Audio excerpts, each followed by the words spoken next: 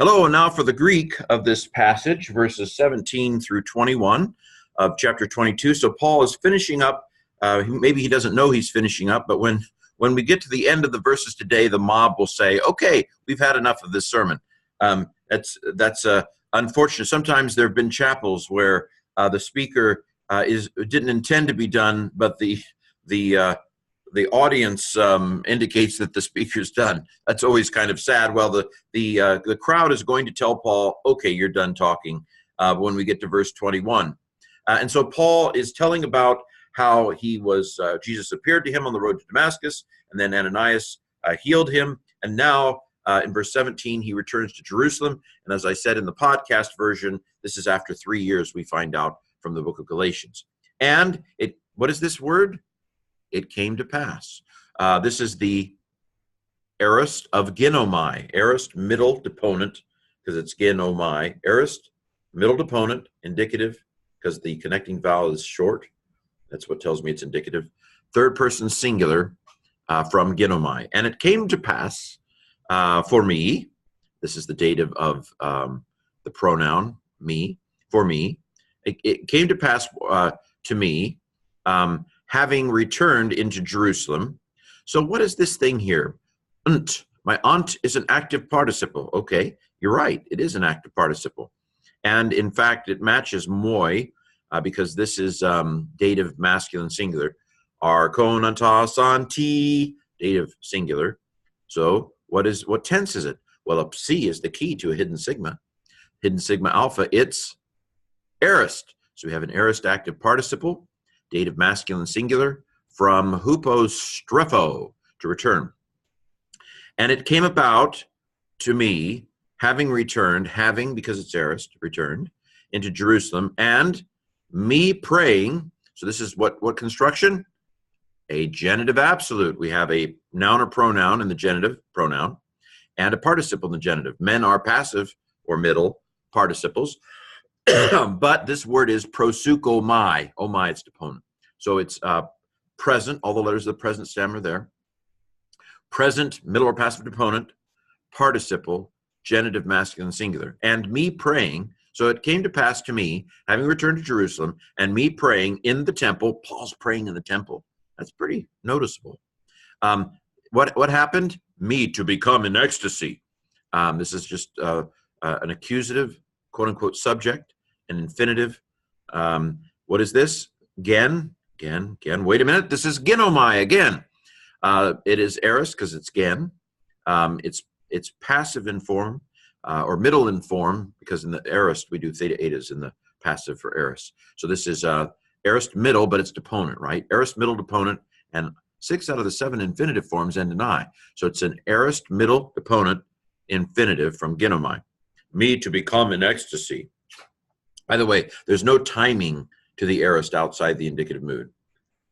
Verse 18, and me to see him. This is ain is an infinitive ending. Id is the irregular aorist of horao. Okay, and me to see him. So this is an aorist active infinitive from horao, to see. And me to see him speaking to me. My aunt is an active participle. Leg is the present stem. Present active participle, and it agrees. So this is accusative masculine singular. Arkon antas anti anta. It's accusative singular. Okay, and quote, capital sigma. Quote, make haste and go out in haste from Jerusalem. Get out of here, man. Get out of there. It's going to explode. Son is a aorist active imperative, second person plural ending. The second person singular song is, for the imperatives, lu-e, lu-u, lu-son. Aorist active imperative, second person singular, from something like spudo. I could look it up if you want me to. You're begging me to. It's spudo. I'm always right. I mean, why do I even doubt myself? No, I'm not always right. I hope you know I'm joking. Okay, so be diligent and go out. So lu-e, there's the e. Second person singular imperative, but elth, what does the stem tell me? Elth, aorist of erchomai. So exerchomai, aorist, active imperative, second singular. Go out in haste from Jerusalem, because they will not receive the witness of you concerning me. No point, and you're in danger, danger. Okay, so this is C is the key to hidden sigma. So this is future. It's not a hidden sigma alpha. It's not aorist. It's just a hidden sigma, which makes it future. It's from dek-omai, its deponent. So this is paradek-omai. So this is a middle or passive ending, middle, because the future passive uses a theta eta sigma on the sixth principal part. So this is future middle deponent indicative, because the connecting vowel is short. That omicron is short, so it's indicative. Third plural, antai. Luomai, lue, luetai, luometha, luesthe, luantai, ya. So don't confuse this with my aunt is an active participle. This is a regular third person plural ending. Future, middle deponent, indicative, third plural from paradek-omai. They will not receive you. They will not receive the witness of you concerning me. Verse 19. And I said, kago is kai ego, kago. It's a crasis of two words, a contraction. The ego is interesting. And I said, kind of an emphasis. You don't need the I because it's in the apone. Aping and aorist. And own could be either first singular or third plural. Could be either, or I should say first singular or third plural. And this is first singular. And I said, Lord, vocative, they know. So let's go to the verb first. I know you might say they from autoi, but when autos is in the nominative, it intensifies the subject. So we need to find out what the subject is before we know how to translate autos. So epistontai is from episteme, which means to know. Epistemology is related. Antai, there's antai again. This is not the participle.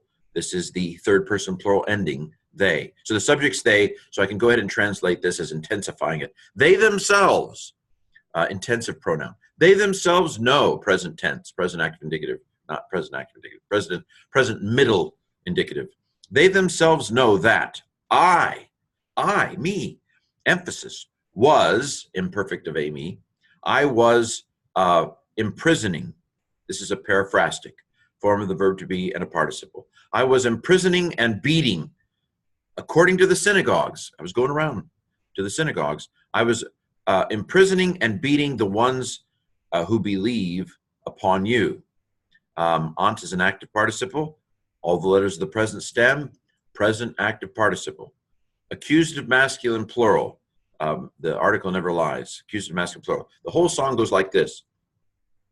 Archon antas, anti anta, antes anton, usi antas. Accusative plural. Okay, let's keep going. It's a short run today. The longest run this week is Friday's. Tomorrow's will be about 10 verses, so it's a little bit longer. So we've had a little shorter stint. I've liked it. It's nice. Okay, verse 20. And when, let me go for a subject here. This is the subject. And when the blood of Stephen, the martyr of you, was poured out. So this is, I think, ekkuno, matata. Ekkuno, I'm on the wrong side here. Ekkuno, come on with the can. Wow, I'm taking a long time. Yes, it's ekkuno. Why do I doubt myself? It's ekkuno. Okay, so where are we? We're right here. It has a augment, so it's the present stem with an augment. It's imperfect. And when the blood of Stephen was pouring out, that's vivid. That's past continuous. Okay, I'll try not to be too gross. I'm not a very visual person, I guess. Or maybe I am. Okay, let's move on.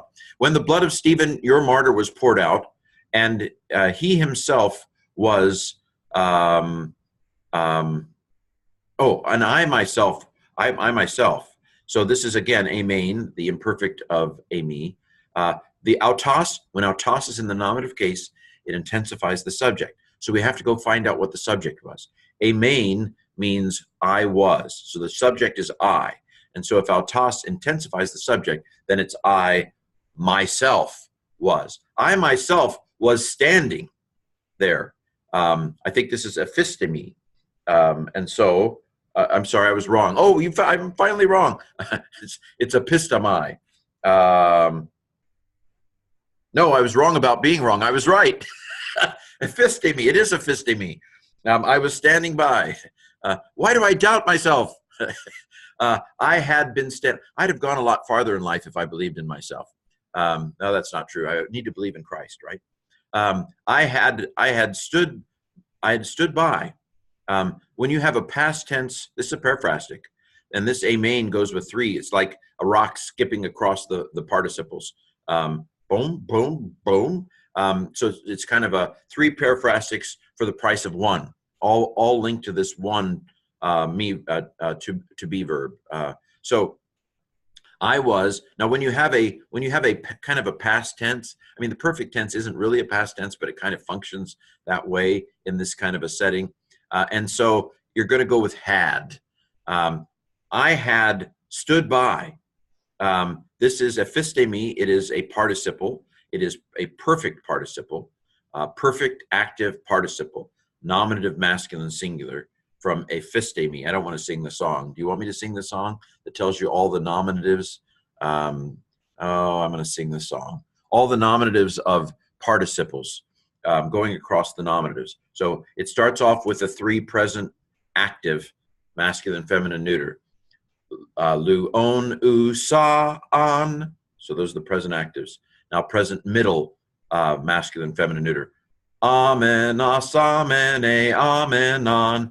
Now the aorist, the three aorist active nominative forms. Lu, sas, sa, sa, san, and then aorist middle. Samen, as, samen, a, samen, on. And then the aorist passive nominatives, masculine, feminine, neuter. Lu, thes, thesa, then, and now the perfect active nominative participles, masculine, feminine, neuter. Le, lu, kos, quia, kas. This is le, lu, kos, os, os, os. Let me finish the song. The perfect middle or passive. Le, lu, menas, mene, menon. Thank you, Rory Skelly. Okay, so this is os is perfect active participle, nominative masculine singular form. It's irregular, so it doesn't have the kappa or the other stuff. This epsilon is about all we have of reduplication. Sigmas don't reduplicate very, very neatly. They're kind of weird. So this is a perfect active participle from ephistemi. And I myself had stood by and was approving and was watching the garments. So these are both present participles here. Goes from a perfect participle to two present participles. The garments of the ones killing him. So my aunt is an active participle. It is an active participle. This is anaireo, so it's present active participle. And then on is genitive masculine plural, going with the article here. The ones killing him. Where'd the ones come from? Well, I had to come up with it. It's substantive because it doesn't say the people. I mean, we don't have anthropone here. Then it would be attributive because we'd have the noun. But there's no noun, so we have to come up with it, and ones is a good option. The ones killing. And then if you want to use Ken's rule, if it has the article, use who or that. And since it's people, let's use who. The ones who were killing him. Verse 21. And he said to me, that is Jesus, I guess, aping an aorist, third person singular, nu with an epsilon in front of it is a movable nu, throw it away. Epsilon's a very common third person singular, past tense, active indicative ending. And he said to me, quote, go, because I unto the Gentiles will send you far. And this is where the crowd goes crazy. Peruo is the second person singular imperative of peruomai. All the letters of the present stem are there, so it's present. It's a present. Now, omai, it's deponent. So that's middle in form or passive in form, but active in meaning. Go. Remember that I sang the imperative song, second person singular song earlier. Lu e, lu e, lu u, lu son, lu si, lu theti. So this u tells you it's second person singular, present, middle or passive deponent, imperative from peruomai. Go, because I, again for emphasis, but I know it's I because there's omega on this. Apostello, I will send you. This is the future of ex apostello. In the present stem, in the vocabulary, it would have two lambdas. This is a liquid verb, and liquid verbs don't do sigmas, and so we don't add a sigma to form the future. What liquid verbs do, this is strange, I don't think I've said this in our 22 chapters stretch through Acts, I don't think we've come across a future liquid verb. So now for the very first time, I'm going to tell you what liquid verbs do in the future. They add an epsilon. Why? I don't know. It's crazy. And so what happens is you lose a lambda because that double lambda thing for liquid verbs, it's a present stem kind of thing. And so you lose a lambda, but you add an epsilon. And so the epsilon crashes into the omega. Normally you would have an omega, right? O, A, say, amen, eta, usi. Normally you'd have an omega in the first person singular. The epsilon crashes into the omega. And we have a crime scene here. We put a little crime tape, the yellow tape line that says, don't go beyond this point. There's been an accident here. So there's been a crash. We put a little circumflex on top to say, let's pause for a moment of silence at the epsilon that was obliterated in this crash. But omegas win out over everything. They're omegas. And so in an epsilon omega crash, the omega wins, and the epsilon is obliterated. We put a little police line there to say, there's been a crash here. So this is the future. That's how liquid verbs do a future. So this is the future of ex apostello. I will send you out into the Gentiles far. Gentiles, this is a annoying word until you know it, and then you love it. So the eta is not feminine. It's not nominative. It's actually neuter plural. And there is a neuter plural alpha hiding in there, but it got squashed. Anyway. What happens is the stem of this is an epsilon. And so the neuter plural alpha, we had a crash between an epsilon and an alpha. And with epsilons and alphas, whichever comes first wins, it gets crowned long. And so the epsilon came first, it gets crowned long, eta. So this is a neuter plural, and it's accusative because ace is a little dictator that says, je will be in the accusative case if you're going to be with me. And to the Gentiles. Okay, well, there you have our Greek for the day in Acts 22, 17 through 21.